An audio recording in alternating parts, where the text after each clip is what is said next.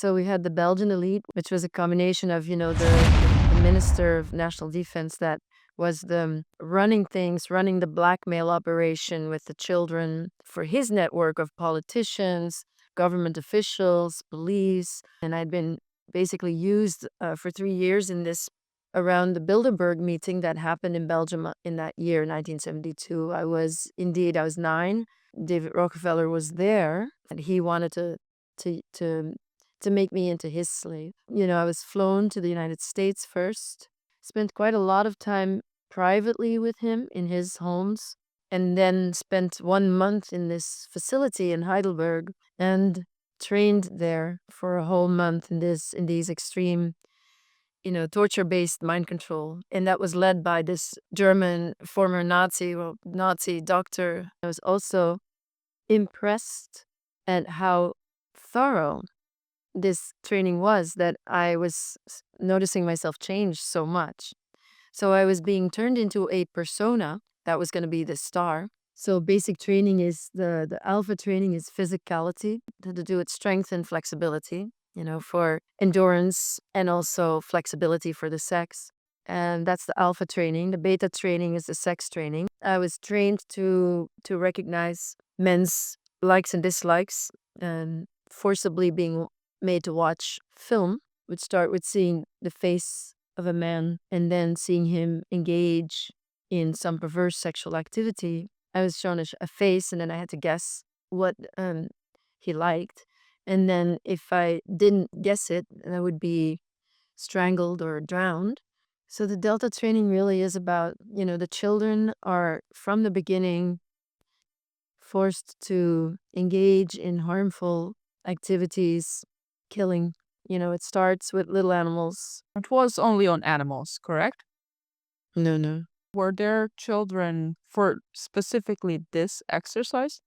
Yes, they were. What Hans Harmsen was the head of Pro Familia in Germany, which is the Planned Parenthood in Germany. What it really was live babies, but very small. And then it was being brought into a chamber in the basement of this villa. And then there was this room where I had to go into, and it just had this sort of metal table. That baby would be lying there naked on this metal table already. And I was just basically told, and I was trained only with a knife. That is part of the basic training of this mind control. What was suicide programming? If you think you're going to talk to somebody, forget it. You might as well go kill yourself. Go find some way that you can go kill yourself, because otherwise you're not only going to get that person, we're going to always find out what you said to whom. And not only are you going to get punished, but that person is going to get punished just as badly. So whomever you speak to, they're not going to be safe anymore. And we find out, everybody that you speak to, we find out. So what I want to say is,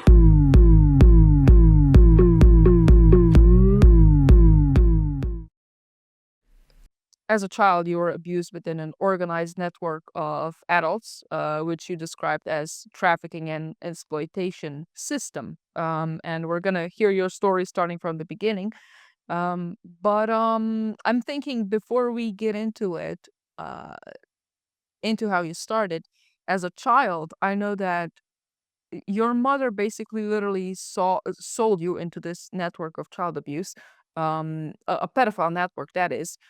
How would you describe your mother psychologically? Let's start with the Freudian thing, because I'm trying to grasp what type of mother sells their child into a pedophile network. How would you describe her psychologically, personality-wise? Yeah, I think that's a great angle, because it is really the hardest thing for people to understand, how parents can do that to their own children, especially mothers. Um, Mhm. So I wouldn't think that of my mother as a mother. I don't think she had a mother. I don't think she was a mother. I don't think, not in the sense of the word that we understand it. I think she was a psychopath. And I think when we were talking about female psychopaths, they have a very different presentation than males. So I think often it's not recognized, in that my mother was extremely pleasing towards men. In fact, flirtatious in a sort of a weird way to all men. Always pleasing them, though. Always getting into a very um, sort of excited little girl space whenever with all men. And so for some men, they enjoyed the flirtation, and she then also dressed provocatively, and that was in a time when that wasn't really necessarily the norm, certainly not where we lived. And so she liked to, she liked that she was the youngest mother because she had me by herself in 1963 in Brussels, Belgium, which in itself was very unusual at that time. There were not a lot of single mothers around. And then, married my stepfather and moved to a small village, very provincial, very conservative. He was supposedly conservative as well, except that she was 20 years younger. And so it was definitely a unusual in that sense that she was much younger than the other parents. She liked to think that she was also the prettiest. And yes, and she was flirting with all men, but that wasn't really picked up on. So from the outside, nobody would have guessed that anything was really wrong with her, except that female psychopaths often have their children as victims. So, and me being the girl that was born to her when she was single, the best way I can describe it is that I was whatever happened to her, that she was born right before the war, that she suffered a lot of losses. Her mother died when she was 5 years old. She carried all the symptoms of a sexual abuse victim. Wasn't really living in reality. Also, that's another. She lived in a fantasy, and she was extremely secretive. So it's not. Unfortunately, I haven't really been able to find out everything about her that was relevant. I think she was dissociated also, so she didn't really know herself. But she looked fine to the outside world. Maybe a little weird in that she was a little maybe overly sexual compared to other people in the environment. But other than that, she wouldn't have really been standing out in any which way. Nobody would have diagnosed her.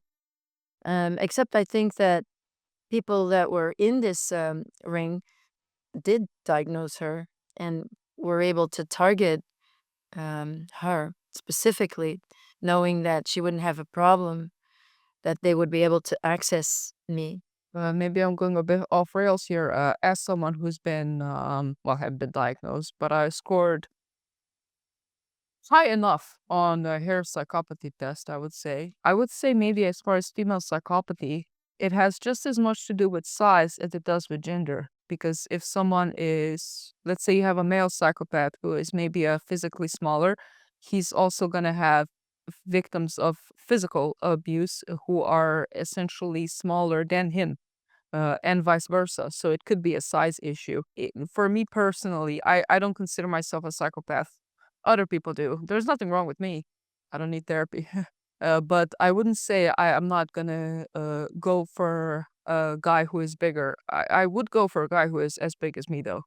So it's more of a size issue than anything else, especially if it's not a big woman. If you have a female psychopath who happens to be My mother was much shorter than me.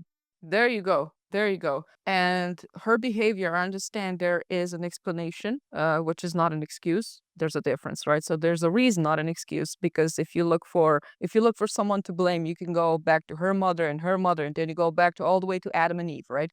And I decided to not have children. It's not just solely because of my weird personality, but also because of lifestyle. But what do you think for people like your mother, or for people who have been, dare I say, damaged so much in childhood and developed an ASPD personality?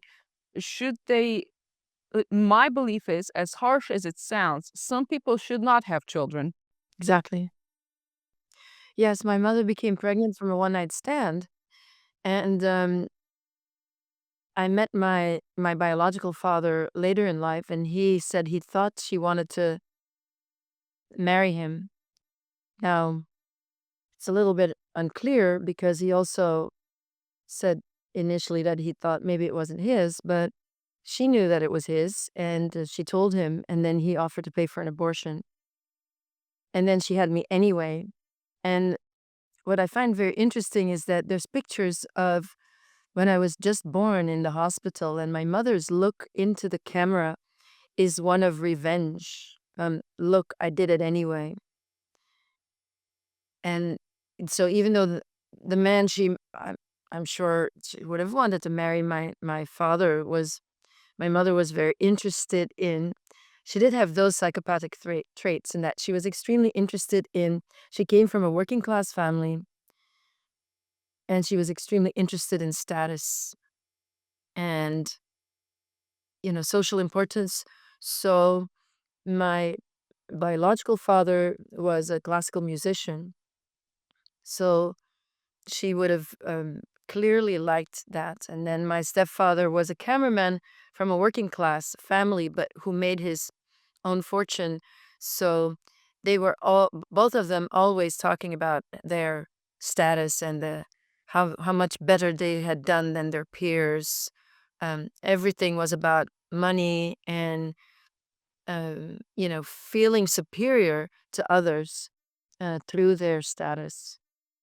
What's your feeling towards her today? Because in my opinion of someone who doesn't know that much, but um, I think the right attitude maybe towards people with parents like this is not resentment, it's not anger, but rather pity. Yes, I mean, she's dead, and I did forgive her before she passed away. And even though I obviously have been extremely damaged by her behavior and her lack of love, I do feel this sadness for this person who lived her life, never really getting into never really knowing herself, always staying at what is sort of like a program, a program, the sexual abuse program is, it's sort of, it kicks you outside of your own self, and then you become this persona, and never really able to connect with her feeling, her deeper self, her spiritual self. And yes, I feel great sadness for that life and that person, and pity. And yeah, absolutely, I don't feel any resentment at all. Yeah, that's exactly why I'm thinking that some people shouldn't have children because you cannot you can do mutually beneficial things with society in general, but having this warmth and this ability to connect with your child that you're never going to be able to give that, but you need to give that. The child actually needs it. Because as you said, she looked into the photo after birth with revenge. So basically from the get-go, she basically used you as a commodity, as a revenge. This is not, this is not the child's purpose. It's not a transaction. Although you can function well in a society. So, for instance, let's say the need for control or the need for superiority, having a podcast, if for me that means I get to affect how some people think, like you literally get as a podcaster, um, you get to have not control, but you get to have an impact on people's thinking, which is incredible. Just sitting here, remotely. But you can also use it to have people learn something. Or now we're talking about you know uh, what we're talking about, and I just had a podcast about beating addiction. So it's like a mutually beneficial thing, right? It's a some symbiosis of whatever motives we have behind whatever we're doing. Let's get into how did it start? How did you get involved in the elite network of child exploitation? Because I know you said you were targeted. What do you mean by targeted? Well, I believe my mother was targeted in that she was likely to give me up, and that she was an easy target, because if my mother is very dissociated and she doesn't care about me really, then you can infiltrate in such a family. So initially, when I was 3, um, my mother married, and then I was connected to a girl of the aristocracy, my age, that spoke French, and I spoke French. Coming, we were in Brussels first, and I had a very loving nanny, or more somebody was just running the daycare center there that would have been free for my mother to drop me there and then go to work, which is what she did. So I was loved by this caregiver, and then spoke French, the language of the caregiver. Brussels is bilingual. My mother is Flemish. So at 3 years old, I only spoke French, no Flemish at all. And we moved to this village in the Flanders. And then there was from neighboring town, there was a girl my age that spoke French. So we got to speak a little bit together. And I believe that that family initially targeted my mother. And we got a cleaning lady, and that was later, much later, really. I was 5 then. And that cleaning lady, well, I didn't like her right from the start, and I didn't like the way she looked at me. And she started proposing to my mother, who now had my brother, my half-brother, that she'd take me, she babysit for me. And then they took me. She and her husband then took me. It's interesting that you mentioned size before, because her husband was a pedophile. He was extremely small. He was a very short man, and a lot of men in the network were very short, just very small men. So it's kind of interesting that um, n- n- psychological harm, you could say, mixed with size. These men, so anyway, her man was very short, very small, very slight also. And they took us out with other children there. And they said their nieces and nephews. And this couple was from Holland, where we were in Belgium. They were living in Belgium. And the children were Belgian or Dutch. And they seemed to switch all the time. And they just kept saying there are nieces and nephews. And I never really got close to these children, but they changed out. And there were a lot of children over the year that they took me on outings. I noticed. And then after a year of that, so again, all against my will, then they took me to an event in the network. And that was immediately very extreme. And so when you say the word elite, it did take place in a castle. And so there was the elite in Belgium. So once this couple brought me there, I tried to tell my mother what had happened. And then, I don't really know how it happened, but then my mother started to take over. So first I was brought there by this couple of pimps that were basically working for this ring, that were seeking to infiltrate in families and take their children, I'm assuming. And then my mother started to take me herself. She bought a car. This is 1969. Most families, and we were middle class family, had just one car. And then my mother bought a car. She got her driver's license, but she couldn't really drive, so she got the only automatic car that was available on the market, which was a little Dutch car called a Duff, and started driving me herself. She was so excited about getting her car. Is something interfering with your happiness or preventing you from achieving your goals? Starting therapy can be hard. The right therapist for you may not be in your area. BetterHelp is now sponsoring this podcast. BetterHelp connects you with a licensed therapist who is trained to listen and give you helpful, unbiased advice. With BetterHelp, you can have your therapy session as a phone call, as a video chat, or even via messaging if you prefer that. If you think you might benefit from therapy, consider BetterHelp. Click the link in the description or visit betterhelp.com/Captainese. Clicking that link helps you support this channel, and it also gives you a 10% off your first month of BetterHelp, so you can connect with a therapist and see if it helps you. Again, go to betterhelp.com/Captainese. Clicking that link gives you 10% off your first month of therapy. Because it was an investment of a sort. she just bought her asset for the business. I mean, it takes quite a person in order for your child tells you they're being abused and you see it as a business opportunity.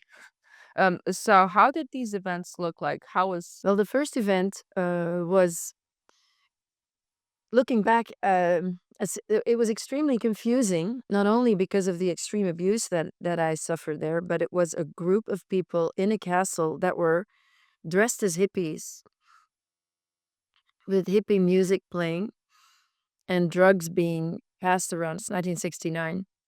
Drugs being passed around on silver platters by personnel, um, white gloved personnel passing around silver platters, which had joints and pills and everything, all sorts of drugs on them. And there were no masks, but it was something like a dress-up party or a mass ball, or, whatever. It was a party.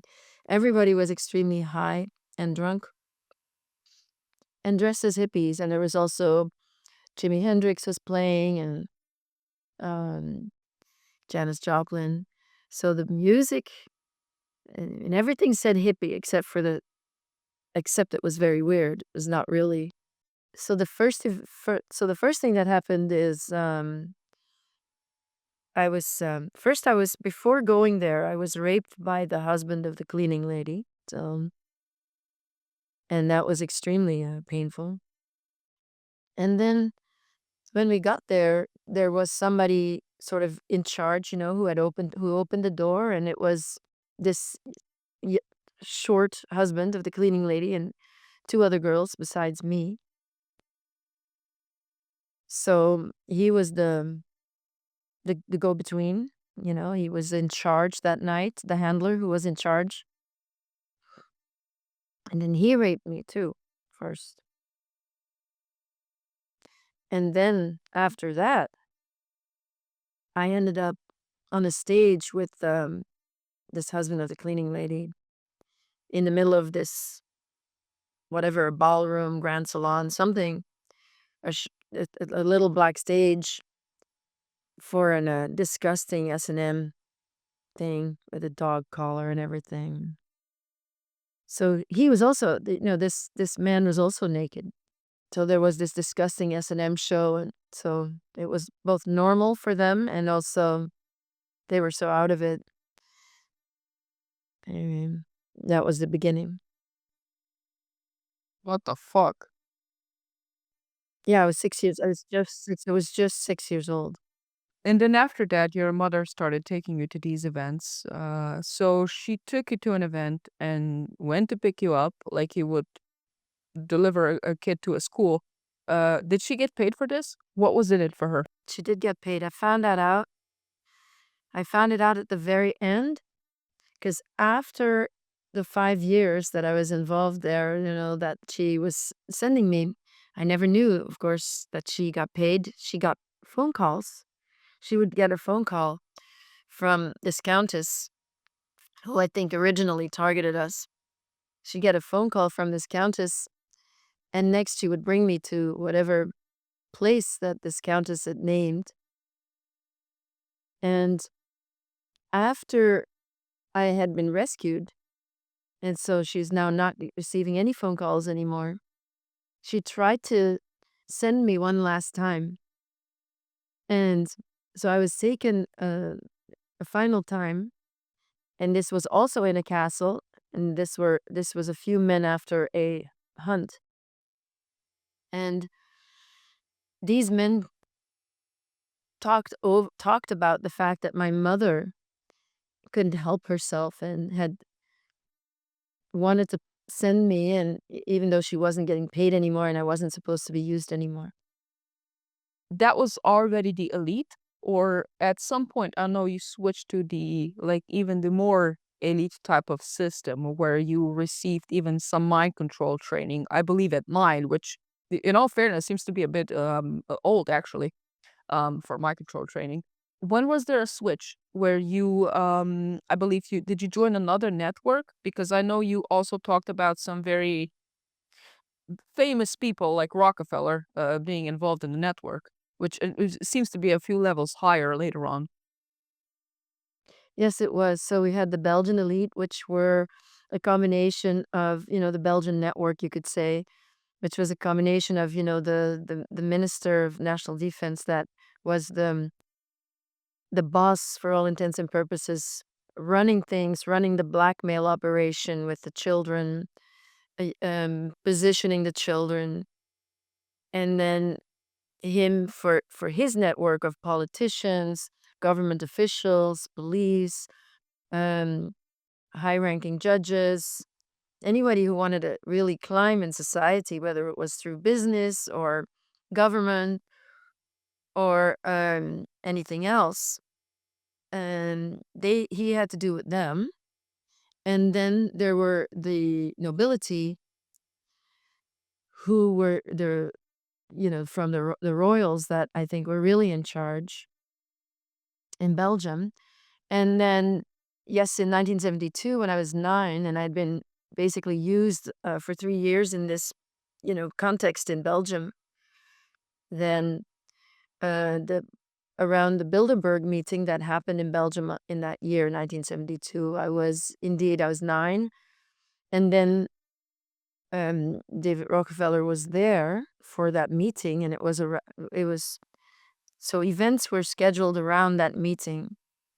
So when he took an interest in me, it's true that I was ra- already considered old, except that with my mother, I had been abused from very early, so I had learned to dissociate very early on, and I had been surviving in this network for 3 years.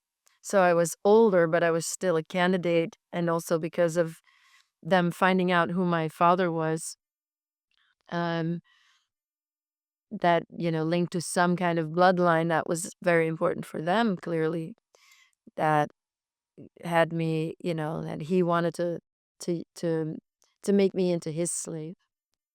And then I got taken out. I was flown to the United States first, and so they've spent quite a lot of time privately with him in his homes.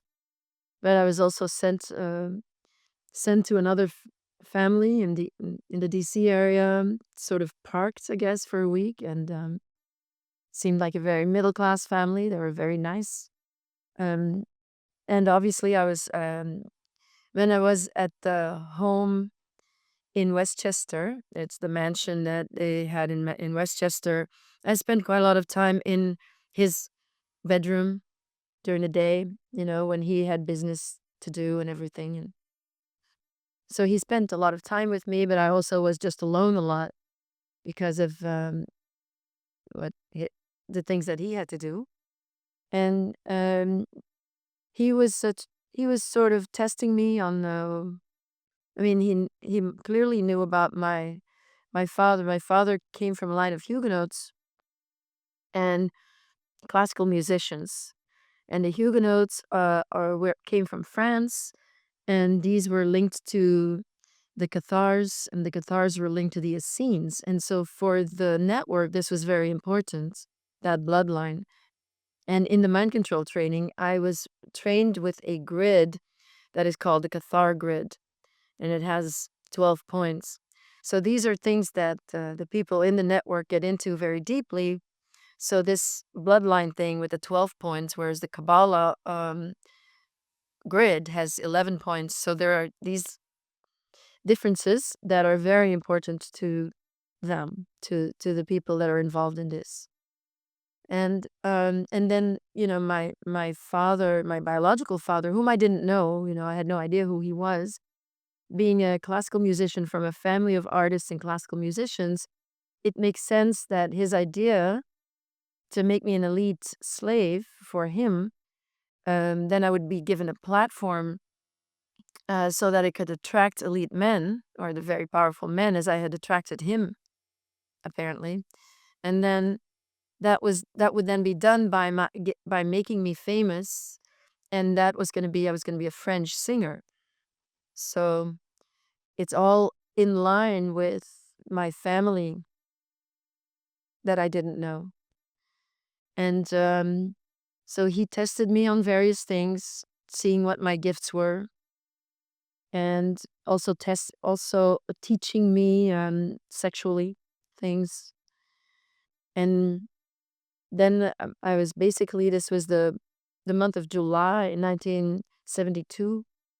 Then I was sent to flown to first to Switzerland, and then taken to Germany, and then spent 1 month in this facility in Heidelberg, located in a beautiful villa, or at least a big villa, a very private big villa, very close to the ruins of the castle of Heidelberg, and uh, trained there for a whole month in these extreme, torture based mind control. Yes, and that was led by this German former Nazi doctor, Hans Harmsen, um, who was also a eugenicist, and also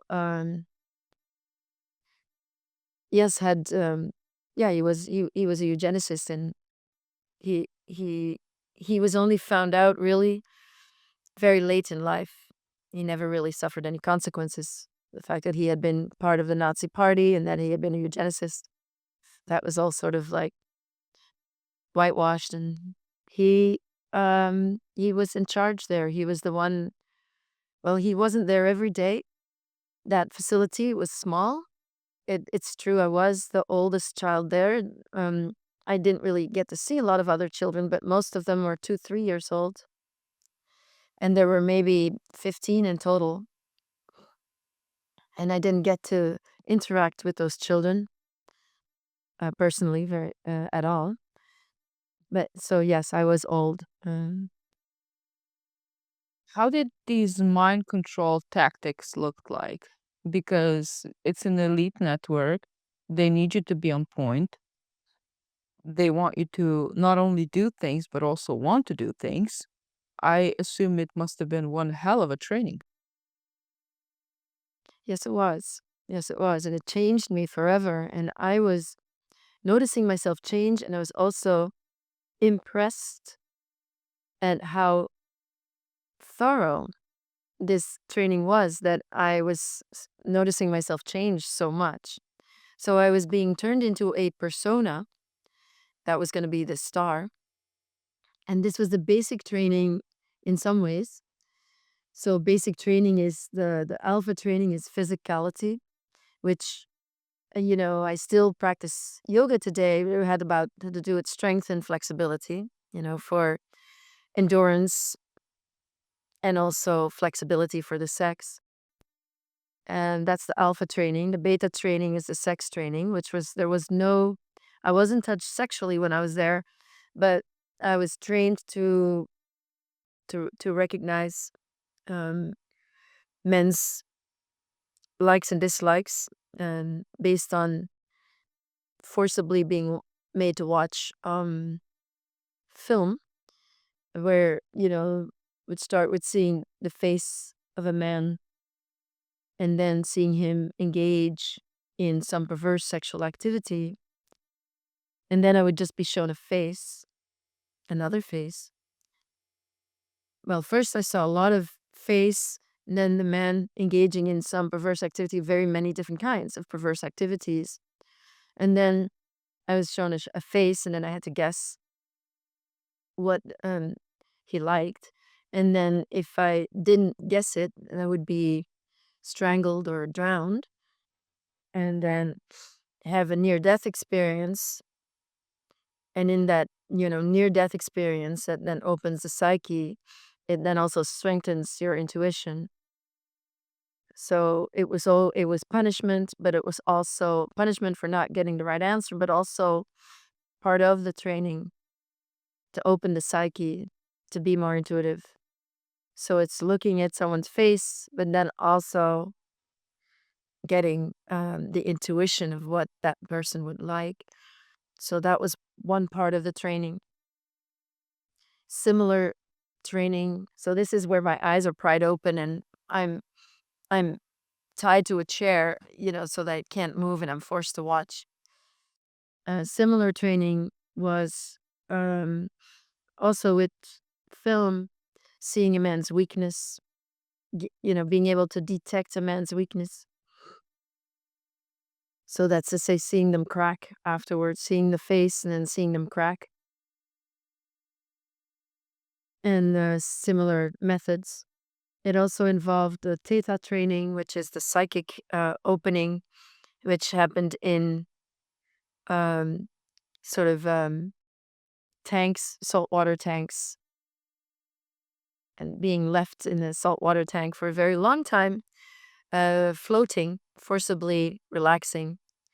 And that then it does open your psychic ability, apparently, floating, and then being given psychic tasks. And then, of course, the delta training, which has to do with harming. Delta training, what was in Delta training? So the delta training really is about, the children are from the beginning forced to engage in harmful activities, killing. And so, it starts with little animals, and the child and are always put in situations where it becomes impossible to refuse. So in my case, what was done was it. So in my case, what was done is the little animal, that I had refused to kill, of course, was being tortured in front of me, and I was then told that this was all my fault. And so for me, the incentive that I was then given to kill is mercy killing, make it go faster. It was only on animals, correct? No. Were there children being brought there in order for specifically this exercise? Yes, they were what they were. Okay, so Hans Harmsen was the direct. So I'm making this connection. I don't know if this was how it happened, but Hans Harmsen was the head of Pro Familia in Germany, which is the Planned Parenthood in Germany. And so what it really was live babies, but very small. So it would be basically a fetus, but it would be a very, very small baby that was extremely premature. And what happened is over the course of the week of this training, these fetuses became bigger. So it started with an extremely premature fetus or baby, but it was alive. Barely, but it was alive. And then it was being brought into a chamber in the basement of this villa, which, there were several glass partitions, and then there was this room where I had to go into, and it just had this sort of metal table.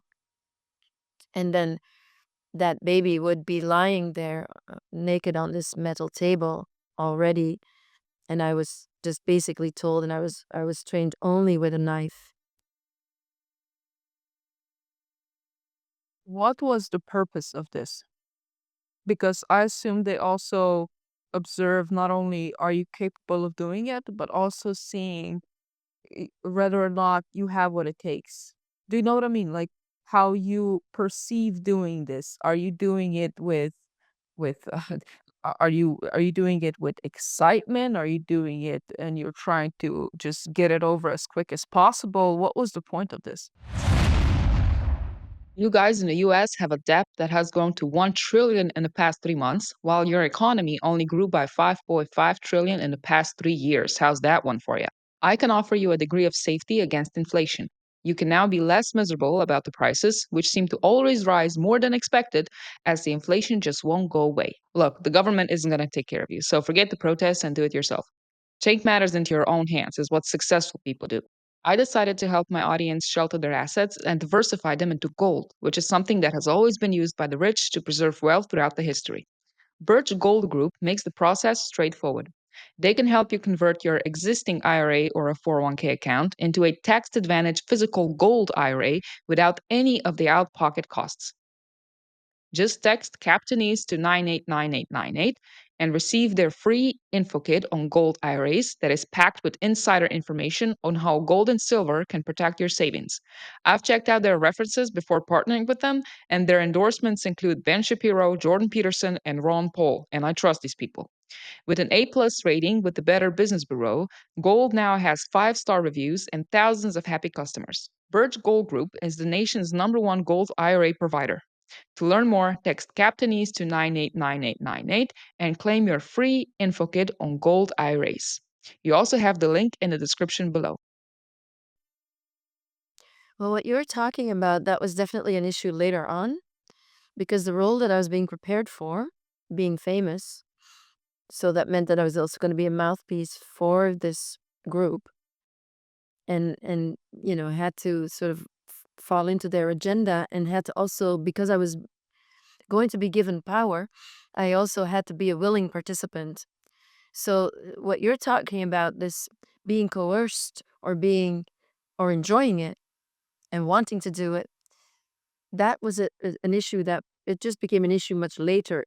Initially, no child wants to do it. I think it's pretty simple. I can't think of any children that from the first time that they're being forced to commit harm, that they would want to commit a murder. All children are manipulated and forced in the worst way. And in working with other survivors, I'm noticing that it seems that there's psychologically, that survivors were basically given the incentive that worked most for them. You know, for me, it was the mercy killing. It's better that you do it. It'll be better for the victim. That was very specific to me. Happens to other children as well. But then they make you do it so often that you obviously have to get into a part. You have to, you can't be in your regular persona and do that. You have to get into a different part, a part that doesn't have feelings, a part that is free from feeling and that can do it. And so then there's, a whole lot of shame underneath all of that. And of course, it is extremely difficult in the healing to go back to this, because the knowledge that you have done this is so heavy. It weighs so heavily on you because you've taken a life. You can never bring it back. It's the worst crime in the world. And it really takes a whole lot of work therapeutically to fully come to the understanding and self-forgiveness of knowing that I was also a victim, and no part of me wanted it. And to come back to that is really very heavy duty. Say I I'm in my 60s now, it's ongoing. It's very hard. I've been healing since the 80s. This training is initially because it's always multiple purposes, that's how exploitation works. But one is that if you're being made to do what the others do in this cult, every child has to kill. And of course, in this cult, there's a lot of killing that happens. There's a lot of sex slaves, and then maybe young adult sex slaves that go sleep with a man and then have to kill him. That happens. For me, because I was going to be famous, it wasn't that wasn't going to be the usual thing. Normally, I would not have to kill the men that I slept with. Not so much. Maybe if I was going to be caught, if I was going to get caught spying on them, I would have to do that. But that was not the idea. But I would have to kill in ritual settings. I would need to be able to kill in the rituals that they put together. So that's why I was trained to kill with a knife. Again, depending on children's ability, some children are trained as child soldiers. So some children get really put into that Delta programming, and then that goes on. That training goes on. So that wasn't mine. training. So, but it is part of the basic. So, what I'm talking about here, which is so incredibly extreme that most people have a hard time believing it, that is part of the basic training of this mind control. Alpha, beta, delta, theta. And that was indeed the basic. And then what my persona was, um, this Hans Harmsen, he was training me to become that persona. So it's a lot with torture. I was drugged the whole time. So the drugs are the. I was drugged the whole time I was with David Rockefeller. I was taking pills every day, and that's was to create this persona also. And in the mind control facility with Hans Harmsen, I was drugged. I was actually, it's more like a deathbed scene where I was hooked up to IVs and drugs galore. And then he said, he would say, well, if you survive this, so he would take me to a near death experience, but then he would give me instructions of what to do while my spirit leaves the body. And that was to create this persona, the psychic ability, so the unconscious charisma, the unconscious programming that, for me, I had to attract men. So there was a program where he said, if you survive this, it had to do with me calling for my mother in the pain of the torture, and him saying, your mother is nothing. Your mother is your mother is nothing. Your mother is going to have a role, and you're going to take care of her, and it's going to look good, but other than that, you're going to control her, and she's completely useless as a mother. And what you're going to do now is you're going to lean on men. So if you survive this, you're going to leave your body, and I don't know if you're going to be able to come back or not, but when you leave the body, you're going to psychically now reach out to all men in the vicinity here, and you're going to you're going to uh, you're going to cling to them. They are the ones that can save your life. They're the ones that are going to save you. So if you can reach enough men, if you can get enough men to love you while you go into this um, deathly state, this near-death experience or this deadly experience, if you can cling to enough men, then you can live. Their energy will make you live. And so my spirit had to attach to men. And so, whether that was real or drug induced, it was as if my spirit was reaching out to the men with urgency, and that there was some response, unconscious response from these men.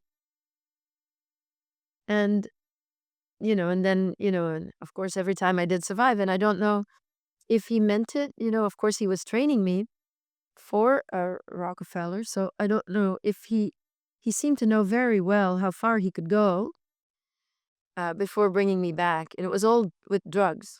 So he took me out with drugs, and then I was in a near death state, and I was clinically dead, and then he brought me back with drugs, and then okay, so then I had survived it, and in my adult life, I unconsciously, these are the hardest parts to get to, that in my adult life sometimes, that I noticed that this was happening.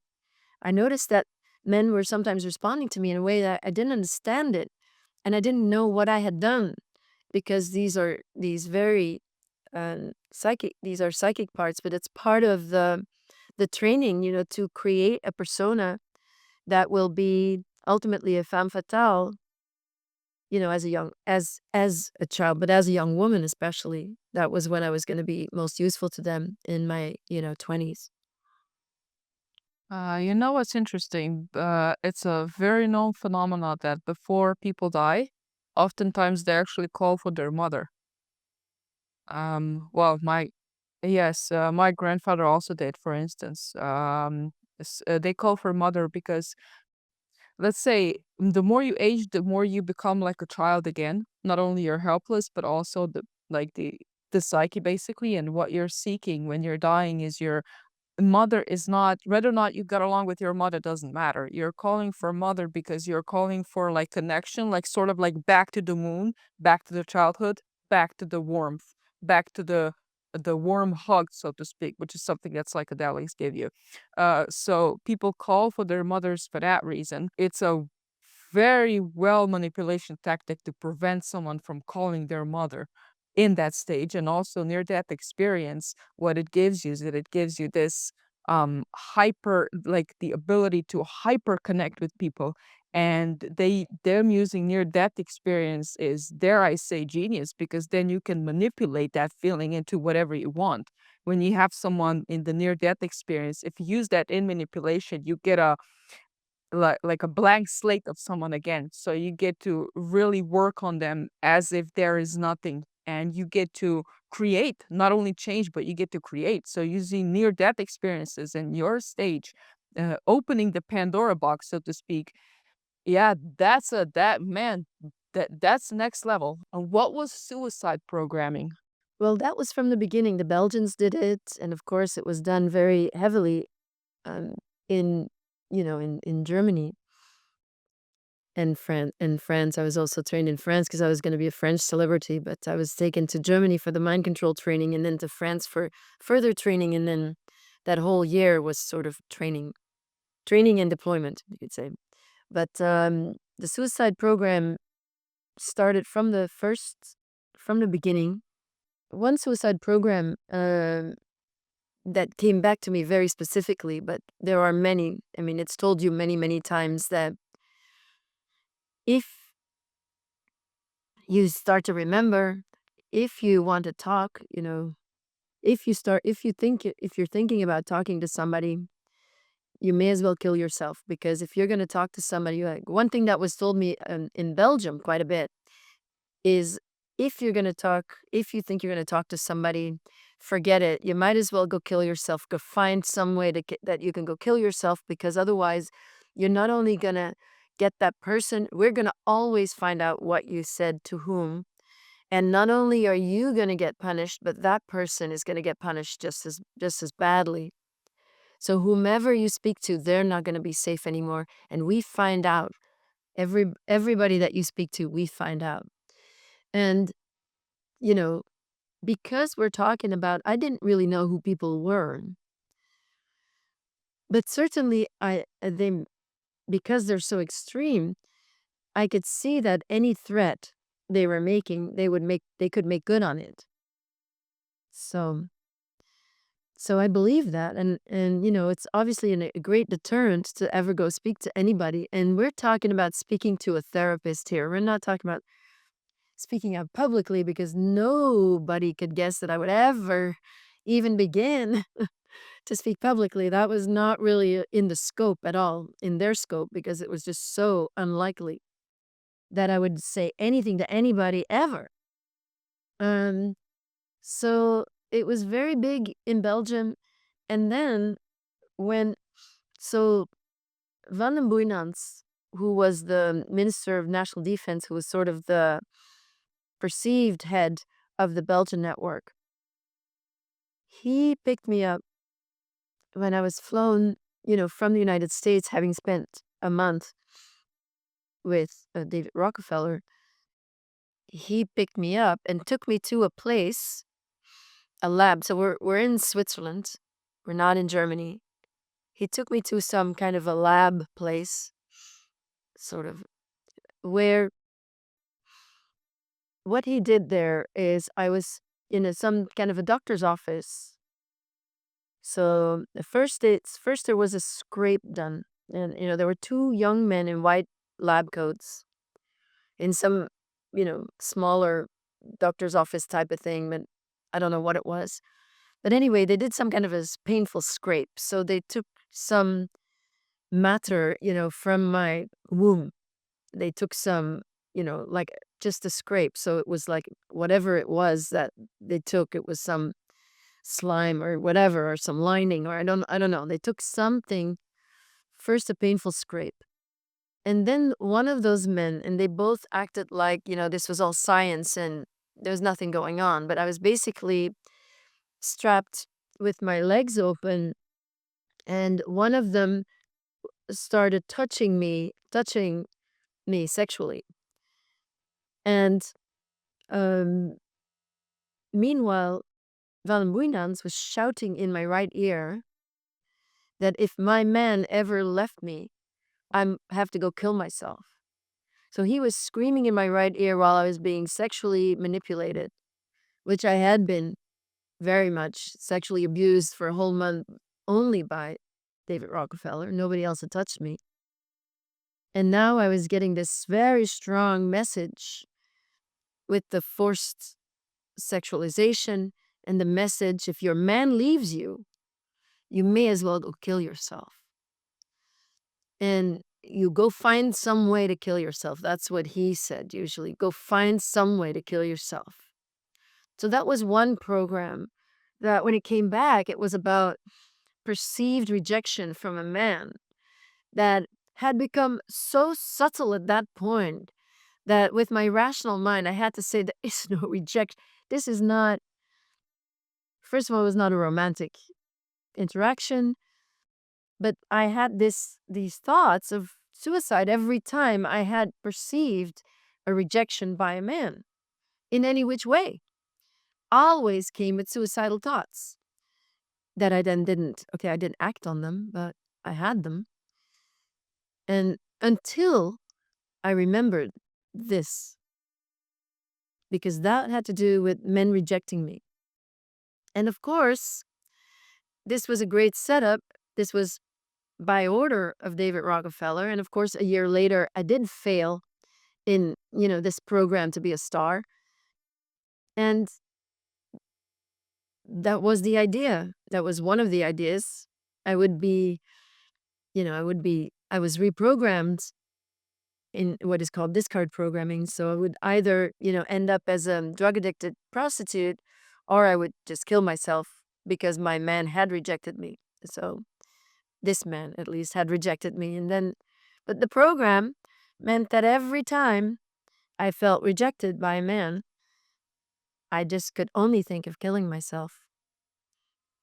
Yeah, what you said made me think there is a recurring insight in political philosophy actually, is that systems tend to protect themselves before they protect the truth. So when abuse occurs within the hierarchies of wealth and status and institutions, the system's first reflex is often silence.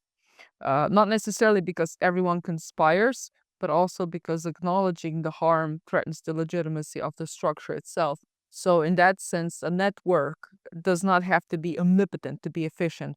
It only needs fear and denial. And there is also a moral asymmetry at work here. So, the burden of proof is placed on the vulnerable, while the credibility is automatically granted to the powerful, right? And the philosophy actually has warned us that the justice collapses when testimony is weighted by social rank rather than by moral seriousness. So when this happens, truth becomes less about facts and more about who is allowed to speak without being destroyed. And when it comes to also with this programming, geez, how do you say in English? Comment on dit bricoler en anglais? Bricolage, c'est quoi en anglais? Bricoler, putting together, putting something together, fashioning something out of, I couldn't find an English word, but anyway, when you, by the way, there is an Italian word. It's called unmerrow that refers to older men who are usually retired and walk around construction sites and stand with their hands behind and closely observe and comment on how the work is being done. I just learned it. These, uh, what was I gonna say? I fuck it. How did you see these men psychologically? How do pedophiles act with kids when they're alone with them? I mean, how did you make them feel psychologically based on your experience? yes, yes. Yeah, and I want to thank you for your beautiful, eloquent analysis of, how I am being treated, basically, as the survivor who speaks up, who is not believed over the men of power, and that is very beautifully put. Thank you. Um, yes. So the way I saw the men, so originally, in the first 3 years, I saw the men as I saw them all as complete losers, because obviously I have these men in front of me that are acting like children, and because s- s- perpetrators are dissociated as well. Dissociation is very common in the society, and as much as dissociation is used to victimize children and to create personas out of them, um, the perpetrators are also dissociated and enter into a part when they're perpetrating. And so when they perpetrate, what happens is that they put themselves in the role of the victim. And you need to put yourself in the role of a victim because otherwise you could never justify raping a child. How do you justify it? You have to either have this constant philosophy that children are like little adults anyway, and it doesn't matter, which means is you have lost your own sense of what it means to be a child in your own childhood. You lost it. Or you have to blame the child in some way, you have to somehow make the child bad or deserving it in some way. So, so there's projection involved. And so in the first years, I was very aware that I was receiving projections and kind of playing, really, because I kind of knew that I wasn't those things that these men needed me to be. That I kind of knew that I wasn't really dirty, even though I felt it. Well, the man looks very, very clean. It's like the ones that look most manicured. If they're not gay perpetrators, or if they're not really into little boys, the ones that are super manicured, that the ones that look really, really super clean, and they are, the more sadistic abusers, because they make the child feel very dirty, because they're trying to undo themselves of all their dirt while they're being completely dirty. In the moment, they're just making the child deserving of all this dirt that they're giving them. Um, so whatever the projection is, you have to make yourself at least momentarily completely insane to rape a child. And I always was very aware of the repetition that this happened to them. And in many cases, when I was put together with what they call the newcomers, and I had to make them feel comfortable about raping me, I, they would go through all these like trepidations, but it wasn't real, obviously, because they all did it, even though it was supposedly their first time with a young child, and I'm 6, 7, 8 years old. And they're acting like children. They're acting like, they're acting like they're the child. They're acting like I'm the one that's showing them the ropes. And I could see that what then would come out in the moment is always a repetition, is always a moment of where their unbearable shame that was placed on them, on their shoulders in the moment that they were sexually abused, is being transmitted now onto the new victim. And it's the most powerful release. When you're talking about drug addiction, it's the most powerful drug, the power in that moment that you feel. The opposite of the extreme powerlessness that they felt in their own abuse as children. In that moment, when they do the same thing to another child, they feel the biggest high because that release from that powerlessness, it's like in that moment they can weirdly, in that moment they can feel the innocence again, because in that moment that they're putting it all with another child, they're being released from it and they feel free. Wow. If you could speak directly to the people who've built this system, what would you say to them? If you knew they would actually listen. I would say that they're slaves and that all the smarts that they use to keep this system, because I don't know who constructed the system, right? But the ones that are keeping it in place, that they're all slaves and that they'll learn that the benefits that are received by being in the system, the power, the status, the money, the resources, that it isn't worth it in the end. Because when you pass, when you leave this earth, well, you can't take anything with you. And then all that matters, when you cross over, all that matters is how you have been behaving in your life, how much you've loved. And so I feel compassion only because I think that a lot of them have just gotten themselves into a whole lot of trouble, that people don't realize that they hurt themselves the most when they kill, when they rape. It may sound extreme what I say, but they still hurt themselves the most because we're all souls.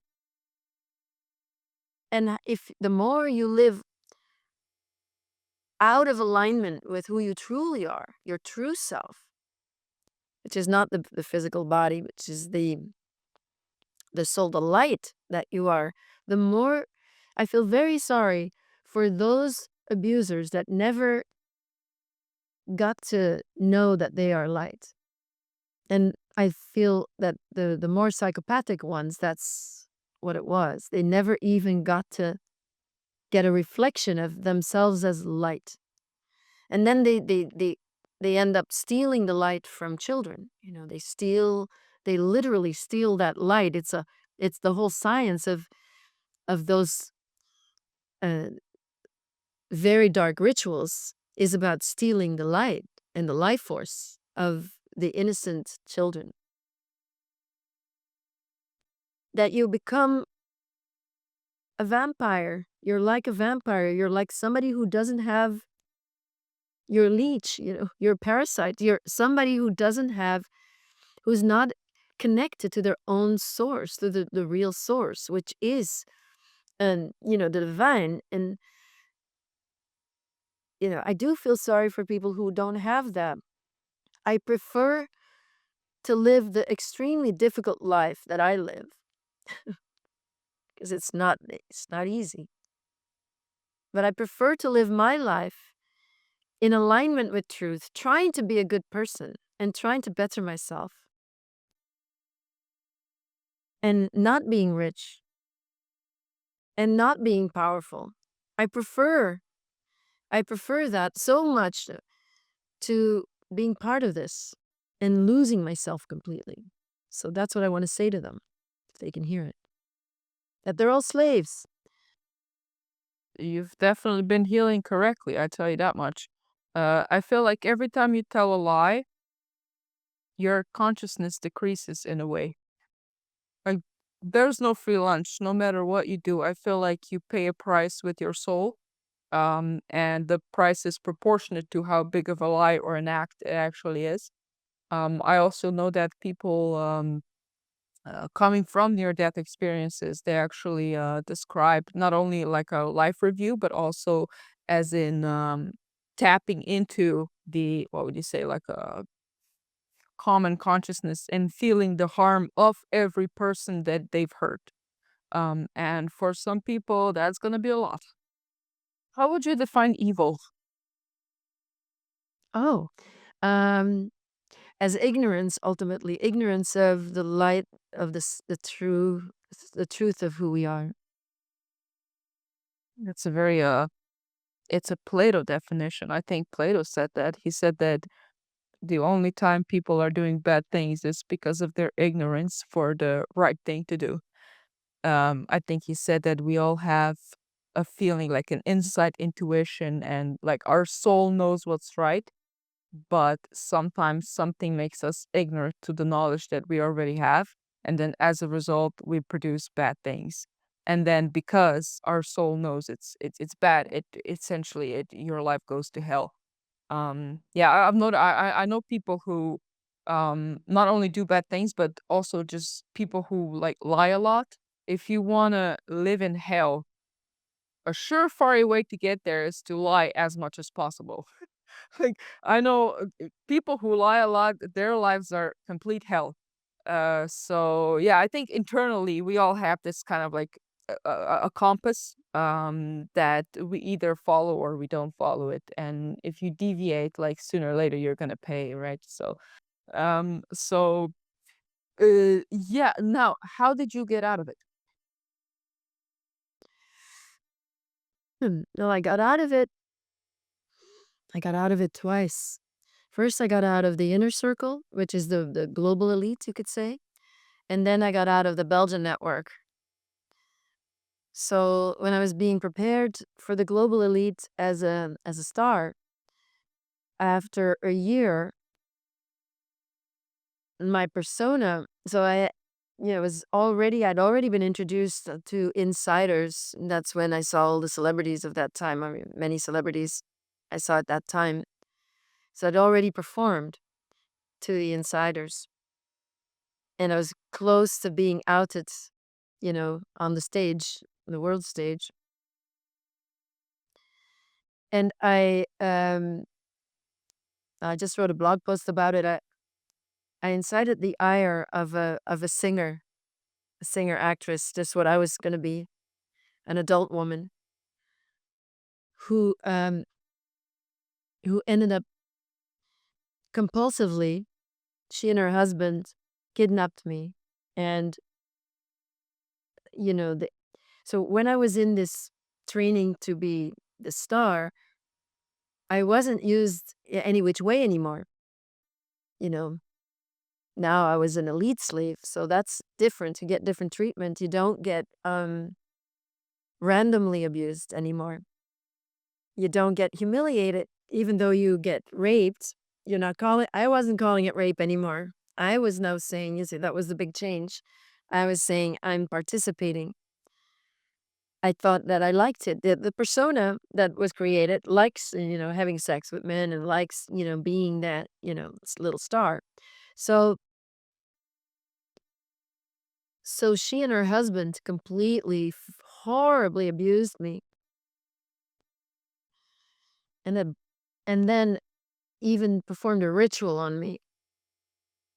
She was so furious. So that broke my persona. So I have them to thank for that. And that meant that I wasn't, first of all, you hear I don't have my voice. Well, I lost my voice for more than a month because in the ritual, it was a very creepy, witchcraft ritual that they did in a church in Monaco. To to steal my voice was one of the things. Steal my, I was 10. Steal but steal the voice and the clarity, the purity and the purity of the voice was stolen, and then I did lose my voice for a whole month. So there was even the question of, will I even be able to function as the persona? Will I even ever get my voice back? Will I ever be able to sing again? There was a question of that. But also, because I had been so broken and humiliated, I was just not on board anymore. So that's when I was being tested on my, you know, did I like, did I want sheer power, which means you you can be very aggressive and murderous and you can like it because that's how you get power. If you really want power, you can get into the aggression and you can just say, that's what I want. Versus if you're coerced, when you do what is expected of you and you just try to hide the fact that you don't want to do it. So I got tested on that after this abuse. I was tested on that and I failed that test because I didn't really want to do it anymore. And then I was reprogrammed excruciatingly. Took several days. So now I was being reprogrammed, and it's called discard programming. It's to make me feel for all the things that I had done that I was praised for before. I was now being made to feel guilty and bad, and I was being made to feel that I'm now gonna be made to feel that I'm evil for it. Yes, through extensive, extreme humiliations of being locked in a cage, being drugged to get diarrhea, like the shame, and then being in a cage that is hanging up where people pass. The shame of that, to barely survive it, barely survive that shame. Yeah.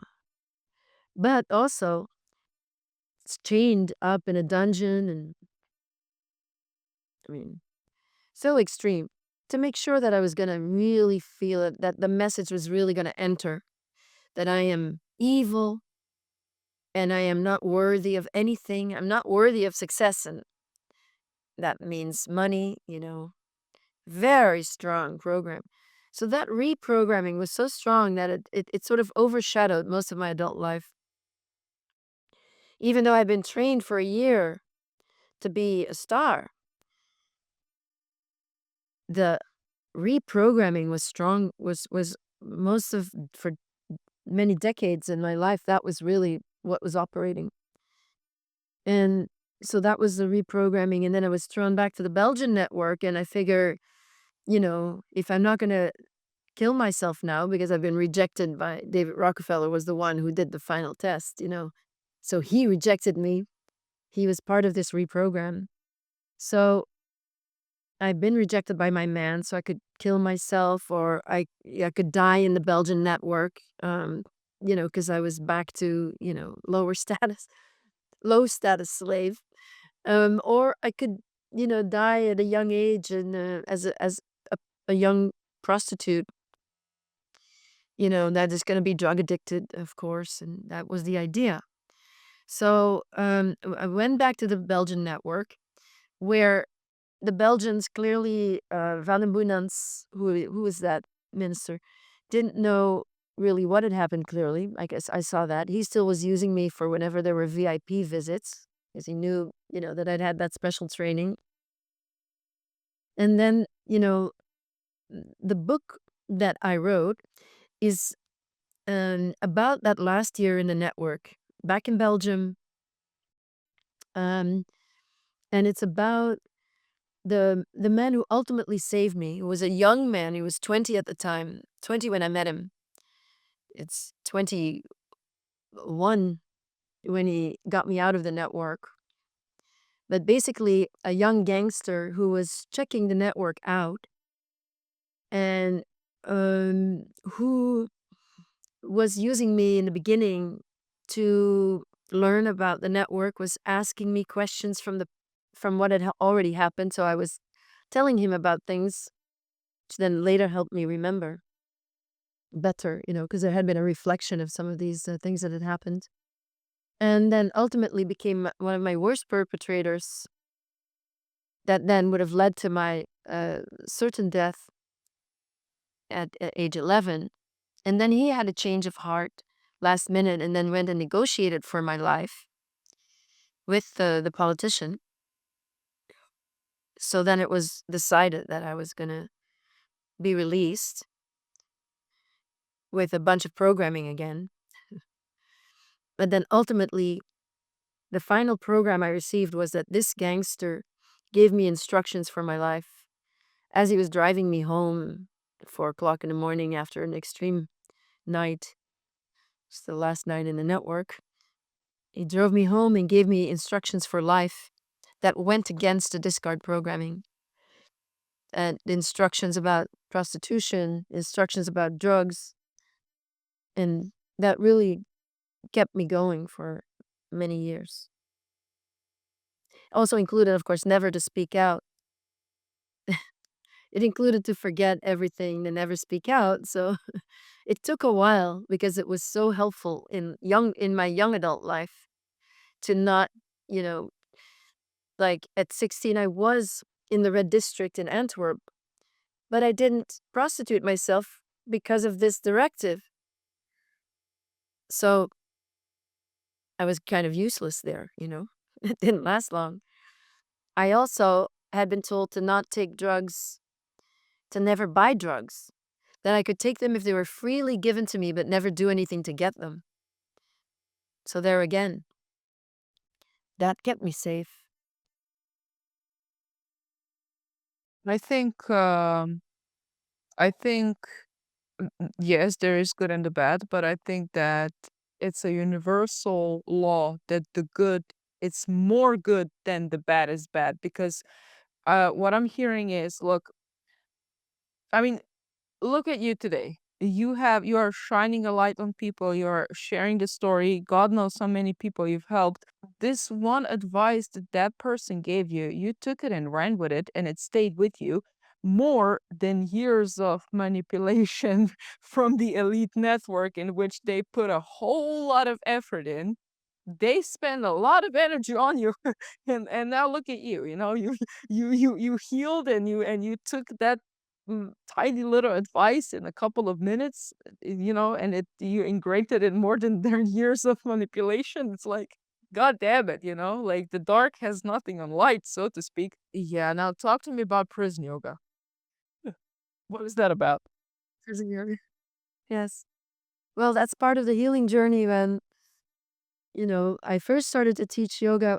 I was always practicing yoga so I first started therapy, and that gave me the sort of way into the spiritual path, and that therapy brought me to truth, my own truth, which, is truth, and started to help me feel that, oh, there's truth here. Okay, I want to know. And I was receiving insights. So that was the beginning of the spiritual path, is this commitment to the truth. And then I started both physical yoga, the hatha yoga, as well as the meditation at the same time. So I joined in 1994. I think 93, I started practicing hatha yoga. And it was around the same time that I started to meditate. And I had read Autobiography of a Yogi. I'd started with Self-Realization Fellowship in Los Angeles, where I lived at the time. And yes, I started doing physical yoga. And right away, I'd always done sports because I'd been quite badly injured. And I always had this thing like, gotta do sports, the alpha training, really. Gotta do sports to stay healthy. So when I started doing hatha yoga, I think, like I have more insight now. So I felt, oh, this is it. This is my physical therapy. This is it. This is the sports I've been waiting for, with the combination of the breathing with the movement, which then creates this beautiful healing relaxation. And I do I do think that it was also very close to the alpha training, which keeps you strong and supple, which is what yoga does as well. So I had started to do yoga, and I was always very selfish about my healing. I was always very clear about self-care, the need to heal. And so I was practicing yoga, I was going to therapy, and many, many years, I was privileged enough to be able to do that and to focus just exclusively on my healing. And there were many years that I wouldn't have been able to do anything else because it's too heavy. It's very difficult to heal from these things and to feel the grief over everything that has happened. Not only the grief for the little girl that I was, but also for the other children. And oh my God, it is so sad, really, when you feel it. You seem to be naturally inclined to make a good choice whenever it's up to you, so to speak. Well, some people would have an alternative to whatever you're doing, be an addiction. For instance, the feeling of being free, which, like, to me, the definition of being free is to live a life that aligns with your personality and core being, right? So that's what you're doing. I'm saying, like, some people would, compensate it with addiction because it could give them everything you're doing right now and the work you've done. How are you feeling nowadays? Do you feel, is it still itching? What are the effects now that you are feeling from your past? And by the way, really, congratulations for being the way you are right now. But is there something still burning? Well, I keep getting n- not necessarily new memories, but memories that fill out. The healing continues, but but when I was practicing yoga and loving it and meditation and loving that, and there came a time I was asked by a friend to teach, and I thought, all right, and that was the beginning of really working. I started teaching, sharing, and immediately felt drawn to trauma, because it had helped me so much with the trauma that I started to work with people with trauma, or was drawn to them, or they came to me because I had a studio for a little while. So first I started teaching with this friend who had a studio, then I had my own studio. And then just the prison, it was just, as soon as I found out about it, that it existed, and it was James Fox at Prison Yoga Project who was doing it, I was, oh my goodness. So I was already writing, I was teaching yoga and writing um, for yoga publication. And I then interviewed James Fox, and then he got me to organize a training in New York. And then after that training, people were like, yeah, okay, so we want to get started. How do we do that? And I was like, well, I'll start it then. Okay. All right, everybody. There we go. So I started this because it didn't exist. So somebody's got to do it. So I felt like, all right, well, if nobody else, okay, it seems like I'm being called upon to do that. And as soon as I went inside, and it was really wonderful because, first of all, the work itself is so beautiful because obviously there's a lot of people that are incarcerated that are quite hopeless and that are being treated like shit all day. And I said, I relate to that. I know what it's like. I know what it's like to be treated like shit and to become hopeless in that. And so I felt that the most important thing that I was doing was to just share my healing and the hope from that. And through the yoga classes and yoga with meditation always, and then um but often we didn't do any physical yoga, because we had many groups, so it grew very fast. And we ended up with around 20 weekly programs. I was training all the teachers to go in. I was getting funds. I mean, it was interesting. It was a real learning curve for me to become a responsible adult and to really go into service, and at the same time learn that a nonprofit organization is not meant to serve the population, that it's all about tax, it's not set up to serve. It's set up so that the rich can get their tax breaks. But anyway, just a lot of learning in that, a lot of learning, but very beautiful work, very rewarding. And yes, to just touch people, that if people just need to share, then I should let them share. Um, so it was just, and then I just knew from the beginning, I'm not going to be doing that forever. I'm going to be working with survivors. So I started groups in the jail at Rikers Island in New York. I started groups with survivors of sex trafficking because those are treated the worst inside the jail. They're the lowest of the low of the low. So that was very powerful work. And it was set up like SIA, like the Survivors of Incest Anonymous. That was the structure of those groups. And in that work, I started to develop the unconditional model. Like, how do you connect with people and break through any kind of power differentiation that there might be, the perceived power difference? Just how do you connect from the heart? So, so I created the unconditional model through that. And yeah, very beautiful work. And then yes, I now do work with survivors only. And the prison work ended. The prison work ended with pretty much with COVID. No, but it is like a breath of fresh air to bring this to prisons. I'll tell you that much. Now I've kept you for too long, but I love this interview. Tell us, where can people find you? So my website is AnnekeLucas.com, and it's just important to know the way that it's spelled. So as it's written here, and I really I consider myself a writer first, and so I do have a book written about my experiences that goes quite deeply into the psychology and hopefully the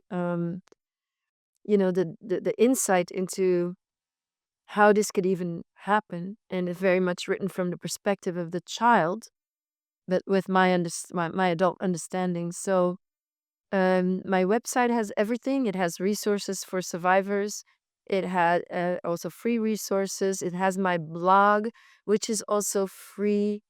A lot of free reading there. It has a lot of my interviews, and you'll end up there as well.